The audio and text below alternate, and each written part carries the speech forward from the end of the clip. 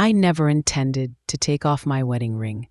For 42 years, it had been a constant presence on my left hand, a simple gold band that Harold had slipped onto my finger in 1980, whispering promises of forever that he'd kept until his final breath 3 months ago. But on this unusually warm September morning, as I kneaded bread dough in my kitchen, Harold's favorite sourdough recipe that I still made out of habit, despite having only myself to feed now, my fingers had swollen from the heat and the repetitive motion. The ring was cutting into my skin uncomfortably. With flour-covered hands, I twisted it off and placed it on the windowsill above the sink, making a mental note to put it back on once the bread was in the oven. Then I returned to the comforting rhythm of working the dough, finding solace in the familiar motions while NPR played softly in the background. I didn't notice when the ring rolled off the windowsill, didn't hear it hit the floor or roll beneath the ancient refrigerator that Harold had been promising to replace for years. Only when the bread was rising under a clean dish towel and I was washing the sticky residue from my hands did I realize my ring was missing. Panic rose in my throat as I scanned the countertop, checked my pockets, searched the bread bowl. I pulled out the drawer beneath the sink, thinking it might have somehow fallen in. Nothing. Finally, on my hands and knees, I peered beneath the refrigerator with a flashlight. There it was, glinting in the beam of light, along with decades of dust bunnies and long-lost kitchen utensils, too far back to reach with my fingers. Harold would know how to get it, I murmured, then caught myself. Harold wasn't here anymore. I'd have to solve this myself.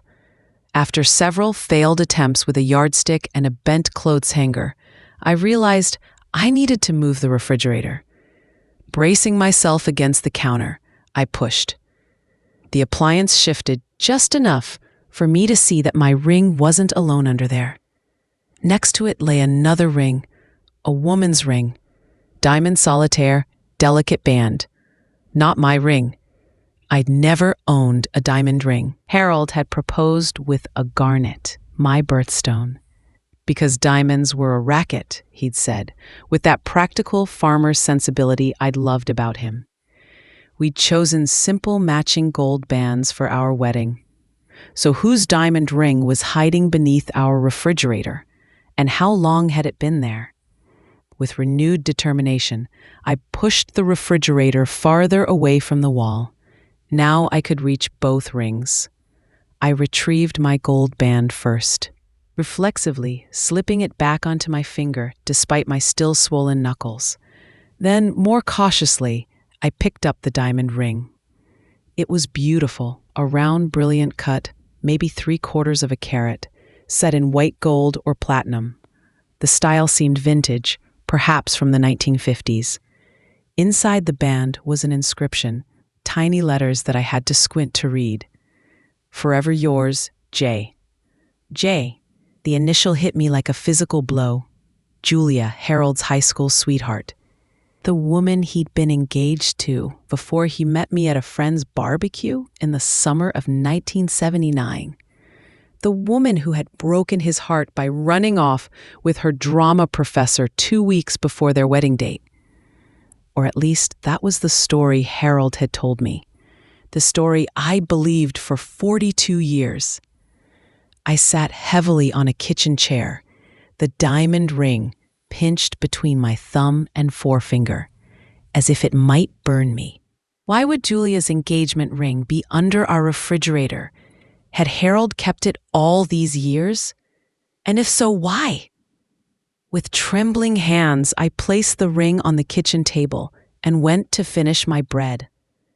Routine motions helped calm the storm of questions brewing inside me. I shaped the dough, scored the top, slid it into the hot oven. Then I washed my hands again, made a cup of tea, and sat back down to stare at the enigma before me. Our daughter Rachel would be coming for Sunday dinner tomorrow. I could ask her if she knew anything about the ring, but the thought of involving her in what might be a painful discovery about her father made me hesitate.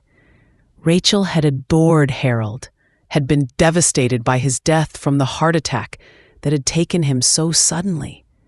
Did I want to potentially tarnish her memories? Instead, I reached for my cell phone and called Marge, my oldest friend who had known both Harold and me since before we were married. "Marge," I said when she answered, not bothering with pleasantries. "Did Harold ever talk to you about Julia?" A pause, too long to be casual. "Julia who?" Marge finally responded, her tone overly light. "You know who. His fiancée before me." Another pause. "Helen, why are you asking about ancient history?" I explained about finding the ring, described it in detail, asked why Harold would have kept his ex-fiancée's ring hidden in our house for over 4 decades. The silence that followed told me Marge knew something.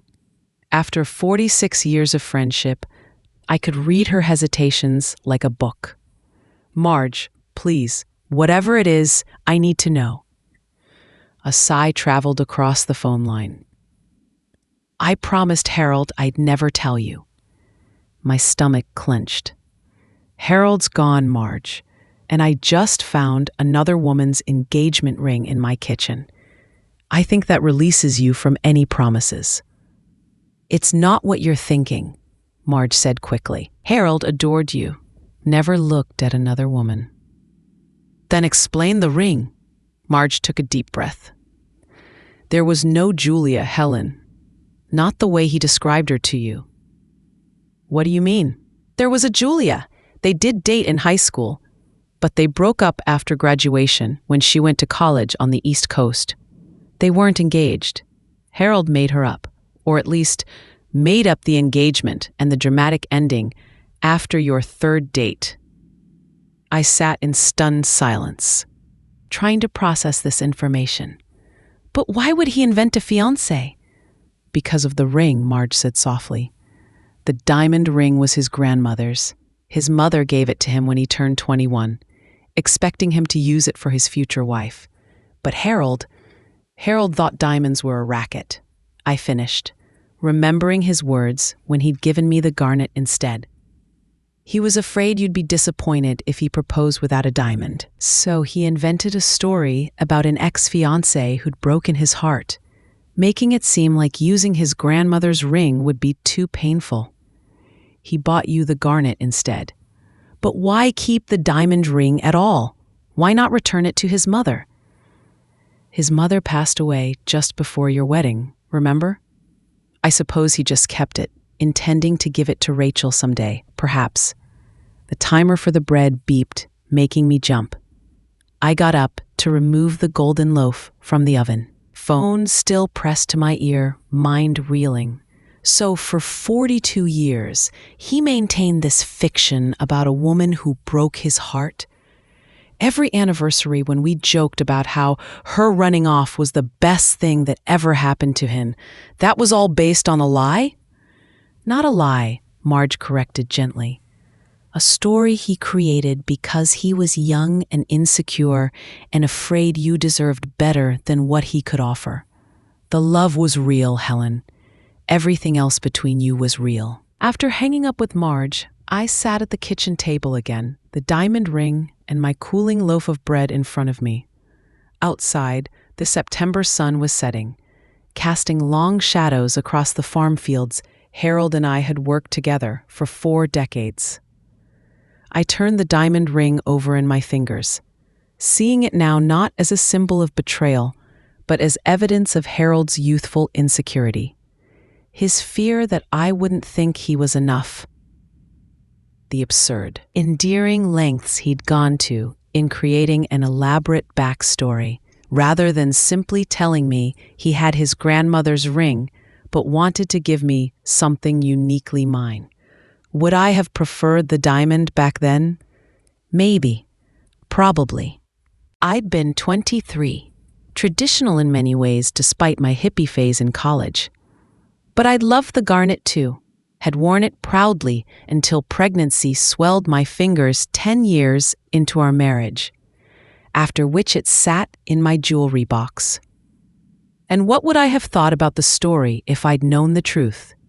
Would I have been touched by his concern for my feelings, or disturbed by the deception? It didn't matter now. What mattered was that Harold had loved me, truly and deeply, for 42 years.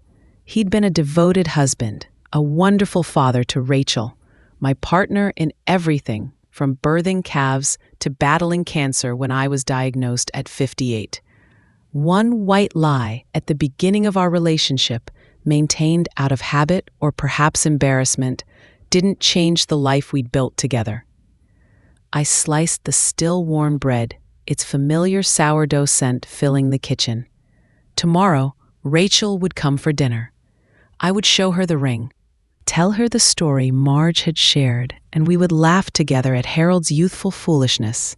Then I would give her the ring, her grandmother's ring, as Harold had likely intended all along. For now, though, I simply enjoyed my bread with a generous helping of butter, watching the sunset from our kitchen window, the gold band on my left hand catching the dying light. Not quite as sparkly as a diamond, perhaps, but infinitely more valuable for the genuine love it had always represented. Sometimes, I reflected, the stories we tell reveal more about our fears than our truths. And sometimes, the most precious treasures are found in the most unexpected places, even beneath an old refrigerator that should have been replaced years ago. I smiled at the thought, feeling Harold's presence around me, knowing that even in his absence, he was still teaching me about love in all its imperfect, human glory. The end.